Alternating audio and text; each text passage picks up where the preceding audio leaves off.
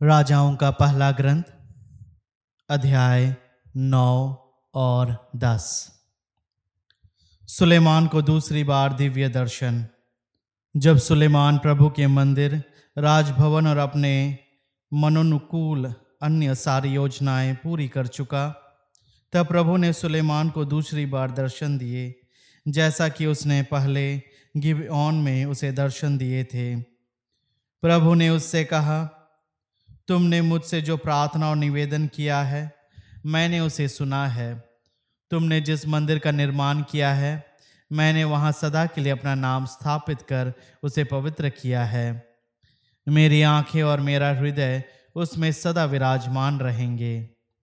यदि तुम अपने पिता दाऊद की तरह निष्कपट हृदय और धार्मिकता से मेरे सामने आचरण करोगे, यदि तुम मेरे आदेशों, नियमों और विधियों का पालन करोगे, तो जैसा कि मैंने तुम्हारे पिता को यह कहते हुए प्रतिज्ञा की, इज़राइल के सिंहासन पर सदा ही तुम्हारा कोई वंशज विराजमान होगा। मैं तुम्हारा राज सिंहासन इज़राइल में सदा के लिए स्थापित करूंगा।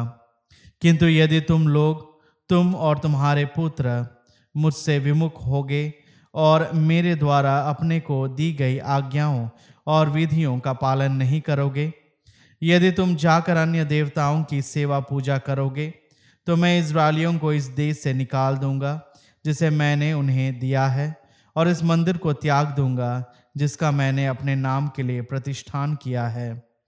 सब राष्ट्र इज़राइल की निंदा और उपहास करेंगे। यह भव्य मंदिर खंडहर बन जाएगा। प्रत्येक व्यक्ति जो इसके पास से गुजरेगा चकित रह जाएगा और यह कहते हुए इससे घृणा करेगा, प्रभु ने इस देश और इस मंदिर के साथ ऐसा क्यों किया? और उसे उत्तर मिलेगा, उन्होंने प्रभु अपने ईश्वर का परित्याग किया, जो उनके पूर्वजों को मिस्र से निकाल लाया था, और उन्होंने अन्य देवताओं को अपनाकर उनकी आराधना और सेवा की है। इसलिए प्रभु ने उन पर से सब विपत्तियां ढाही। हीराम असंतुष्ट। सुलेमान ने 20 वर्ष में 2 भवनों का अर्थात प्रभु के मंदिर और राजभवन का निर्माण पूर्ण किया। तीरुस के राजा हीराम ने सुलेमान को आवश्यकता के अनुसार देवदार, सुनोवार और सोना दिया था। इसलिए राजा सुलेमान ने हीराम को गलीलिया प्रांत के 20 नगर दिए। जब तीरुस से हीराम सुलेमान से प्राप्त नगर देखने आया, तो वह उनसे संतुष्ट नहीं हुआ। उसने कहा, भाई, क्या यही वे नगर हैं जिन्हें तुमने मुझे दिया है? इसलिए आज तक उन नगरों का प्रदेश काबुल कहलाता है। हीराम ने राजा को 120 मन सोना भेजा था। बेगार विवरण। राजा सुलेमान ने प्रभु के मंदिर, अपने भवन, मिल्लो, यरूशलेम की 4 दीवारी, हसोर, मिग्दो और गेजेर, मिस्र के राजा फिरौन ने आक्रमण किया, गेजेर को अपने अधिकार में कर लिया और उसे जला दिया था। उसने उसमें रहने वाले कानानियों को मार डाला था और दहेज में गेजेर अपनी पुत्री सुलेमान की पत्नी को दिया था। तब सुलेमान ने गेजेर का पुनर्निर्माण किया था। निचला बेत होरोन, बालात और यूदा के उजाड़ खंड के तामार, अपने भंडार नगरों, रथों तथा घोड़ों की रक्षा नगरों के निर्माण के लिए, और यरूशलेम, लेबनोन और अपने राज्य भर के अन्य सब योजनाओं के लिए जिन लोगों को बेगार में लगाया, उसका विवरण इस प्रकार है। गैर इज़राइली अमोरियों, हितियों, परिजियों, हिवियों और यबूसियों में से जो शेष रह गए थे, उनके वंशज जो अब तक देश में रह रहे हैं और जिनका विनाश इज़राइली नहीं कर पाए थे, उनसे सुलेमान बेगार लेता था और आज भी ली जाती है। इज़राइलियों में सुलेमान ने किसी से बेगार नहीं ली। वे उनके सैनिक, उसके पदाधिकारी, उसके सेनापति, उसके रथों और घोड़सवारों के अध्यक्ष थे।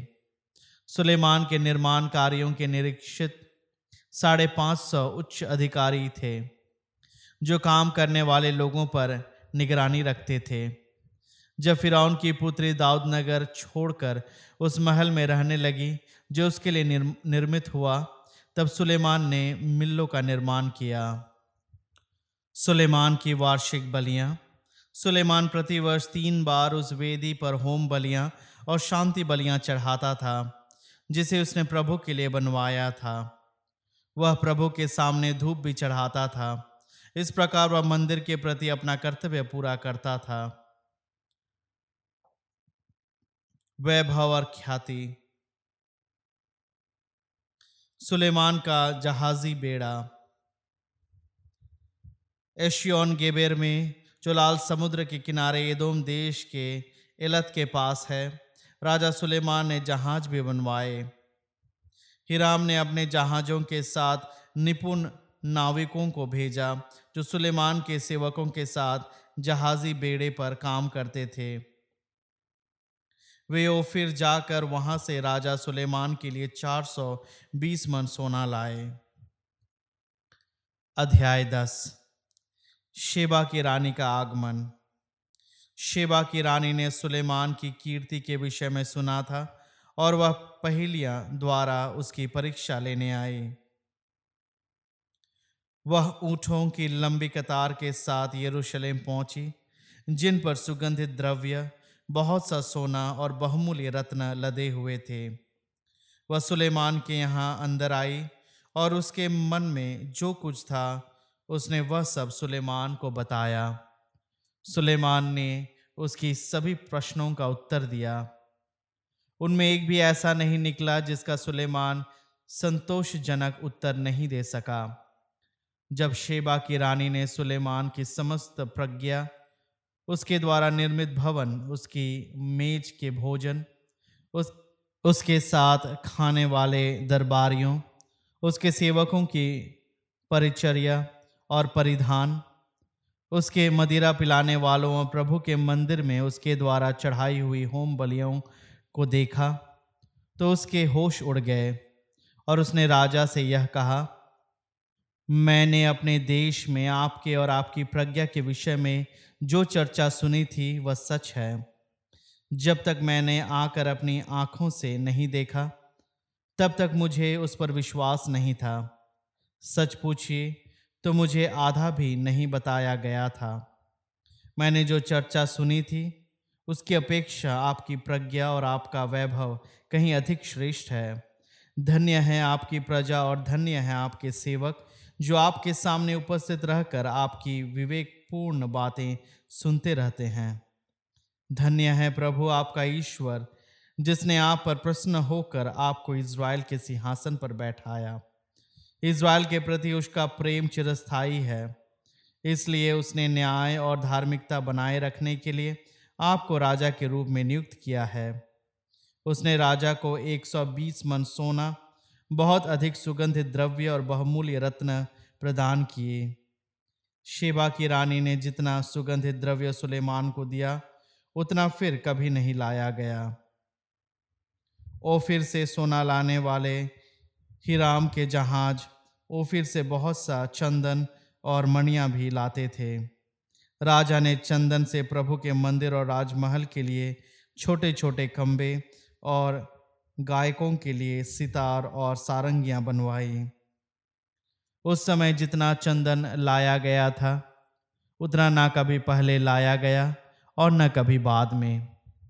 राजा सुलेमान ने शेबा की रानी को वह सब कुछ दिया जो वह चाहती थी और जिसके लिए उसने इच्छा प्रकट की।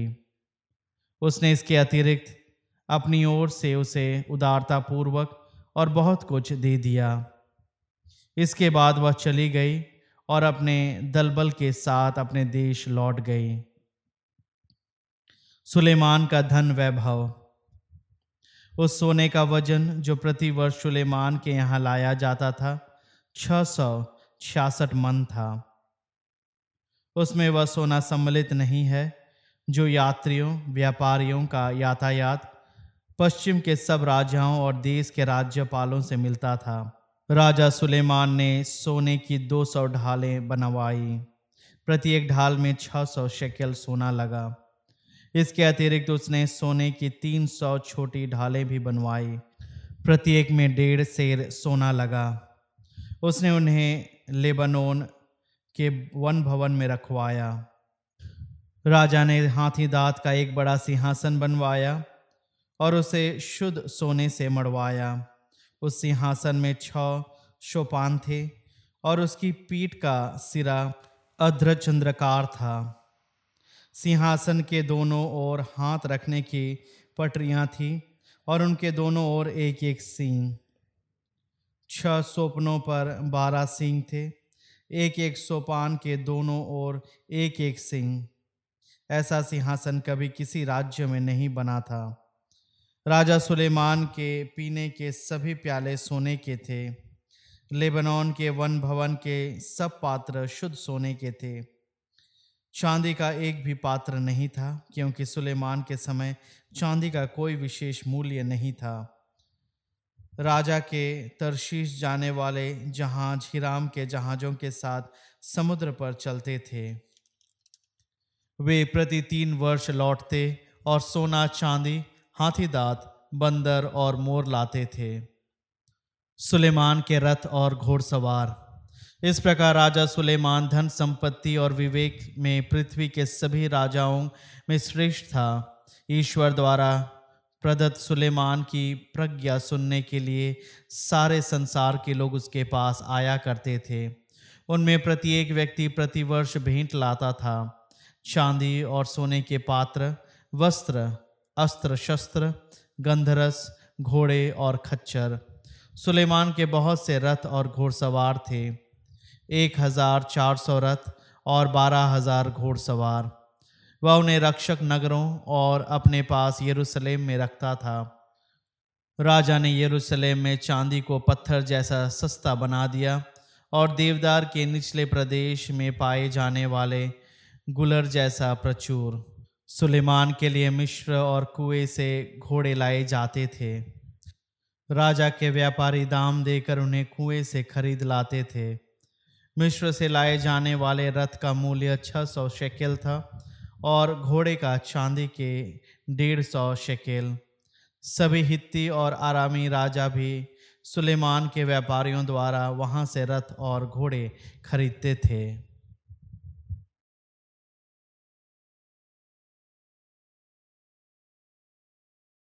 स्तोत्र ग्रंथ अध्याय 149। हालेलुया। प्रभु के आदर में नया गीत गाओ, भक्तों की सभा में उसकी स्तुति करो। इस्राएल अपने सृष्टिकर्ता में आनंद मनाएं। सियोन के पुत्र अपने राजा का जयकार करें। वे नृत्य करते हुए उसका नाम धन्य कहें। डफली और सितार बजाते हुए प्रभु का भजन गाएं, क्योंकि प्रभु अपनी प्रजा को प्यार करता और पद दलितों का उद्धार करता है। प्रभु के भक्त विजय के गीत सुनाएं और अपने शिविर में आनंद मनाएं। उनका कंठ ईश्वर का गुणगान करें। उनके हाथ में दुधारी तलवार हो, जिससे वे अन्य जातियों से बदला चुकाएं, राष्ट्रों को दंडित करें। उनके राजाओं को बेड़ियां पहना दे।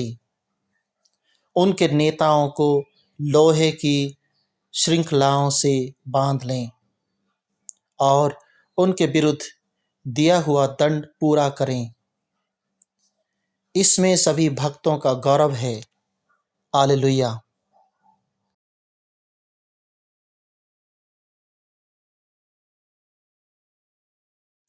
कुरिन्थियों के नाम संत पौलुस का पहला पत्र अध्याय 6। मुकदमेबाजी। यदि आप लोगों में कोई आपसी झगड़ा हो तो आप न्याय के लिए संतों के पास नहीं बल्कि अविश्वासियों के पास जाने का साहस कैसे कर सकते हैं? क्या आप नहीं जानते कि संत संसार का न्याय करेंगे? यदि आपको संसार का न्याय करना है तो क्या आप छोटे से मामलों का फैसला करने योग्य नहीं? क्या आप नहीं जानते कि हम स्वर्गदूतों का न्याय करेंगे? तो फिर साधारण जीवन के मामलों की बात ही क्या। यदि आप लोगों में साधारण जीवन के मामलों के बारे में कोई झगड़ा हो तो आप क्यों ऐसे लोगों को पंच बनाते हैं जो कलीसिया की दृष्टि में नगण्य है। यह मैं आपको लज्जित करने के लिए कह रहा हूं। क्या आप लोगों में एक भी समझदार व्यक्ति विद्यमान नहीं है जो अपने भाइयों का न्याय कर सकता है। इसकी क्या जरूरत है कि भाई अपने भाई पर अविश्वासियों की अदालत में मुकदमा चलाए। वास्तव में पहला दोष यह है कि आप एक दूसरे पर मुकदमा चलाते हैं। इसकी अपेक्षा आप अन्याय क्यों नहीं सह लेते, अपनी हानि क्यों नहीं होने देते। उल्टे आप स्वयं अन्याय करते और दूसरों को हानि पहुंचाते हैं और वे आपके भाई हैं। क्या आप यह नहीं जानते कि अन्याय करने वाले ईश्वर के राज्य के अधिकारी नहीं होंगे। धोखे में ना रहें। व्यभिचारी, मूर्ति पूजक, परस्त्रीगामी, लौंडे और पुरुषगामी, चोर, लोभी, शराबी, निंदक और धोखेबाज ईश्वर के राज्य के अधिकारी नहीं होंगे। आप लोगों में कुछ ऐसे ही थे, किंतु आप लोगों ने स्नान किया है, आप पवित्र किए गए और प्रभु ईसा मसीह के नाम पर और हमारे ईश्वर के आत्मा द्वारा आप पाप मुक्त किए गए हैं। वैश्यागमन की निंदा। मुझे सब कुछ करने की अनुमति है, किंतु सब कुछ हितकार नहीं। मुझे सब कुछ करने की अनुमति है, किंतु मैं किसी भी चीज का गुलाम नहीं बनूंगा। भोजन पेट के लिए है और पेट भोजन के लिए। ईश्वर दोनों का अंत कर देगा, किंतु शरीर व्यभिचार के लिए नहीं, बल्कि प्रभु के लिए है और प्रभु शरीर के लिए। ईश्वर ने जिस तरह प्रभु को पुनर्जीवित किया, उसी तरह वह हम लोगों को भी अपने सामर्थ्य से पुनर्जीवित करेगा। क्या आप लोग यह नहीं जानते कि आपके शरीर मसीह के अंग है? तो क्या मैं मसीह के अंग लेकर उन्हें वेश्या के अंग बना दूं? कभी नहीं। क्या आप लोग यह जानते कि जिसका मिलन वेश्या से होता है वह उसके साथ एक शरीर हो जाता है, क्योंकि धर्म ग्रंथ कहता है वे दोनों एक शरीर हो जाएंगे। किंतु जिसका मिलन प्रभु से होता है वह उसके साथ एक आत्मा बन जाता है। व्यभिचार से दूर रहें। मनुष्य के दूसरे सभी पाप उसके शरीर से बाहर हैं, किंतु व्यभिचार करने वाला अपने ही शरीर के विरुद्ध पाप करता है। क्या आप लोग यह नहीं जानते कि आपका शरीर पवित्र आत्मा का मंदिर है? वह आप में निवास करता है और आपको ईश्वर से प्राप्त हुआ है। आपका अपने पर अधिकार नहीं है, क्योंकि आप लोग कीमत पर खरीदे गए हैं। इसलिए आप लोग अपने शरीर में ईश्वर की महिमा प्रकट करें।